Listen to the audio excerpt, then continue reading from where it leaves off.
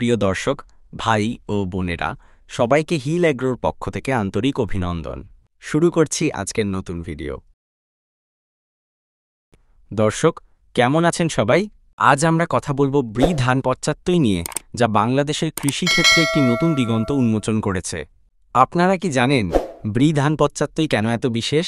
এর বিশেষত্ব হল এর উচ্চ ফলনশীলতা এবং রোগ প্রতিরোধ ক্ষমতা।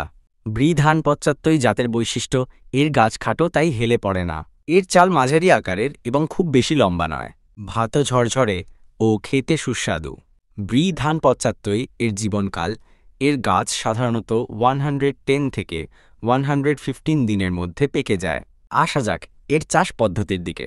এই ধান চাষের জন্য দোআঁশ এবং বেলে দোআঁশ মাটি সবচেয়ে উপযোগী। চারা রোপণের আগে জমি ভালোভাবে তৈরি করে নিতে হবে। রোগবালাইয়ের ক্ষেত্রে ব্রি ধান ৭৫ অন্যান্য ধানের তুলনায় অনেক বেশি রোগ প্রতিরোধ করতে পারে। তবে কিছু ক্ষেত্রে মাজরা পোকা এবং পাতা মোড়ানো রোগ দেখা যেতে পারে। পরিচর্যা আর একটুখানি সতর্কতা অবলম্বন করলেই এই সমস্যাগুলো এড়ানো যায়। ফলনের কথা যদি বলি, তাহলে ব্রি ধান ৭৫ প্রতি হেক্টরে ৬ থেকে ৭ টন পর্যন্ত ফলন দিতে সক্ষম। তাই যারা উচ্চ ফলনশীল ধান চাষ করতে চান, তাদের জন্য ব্রি ধান ৭৫ একটি গ্রহণযোগ্য জাত।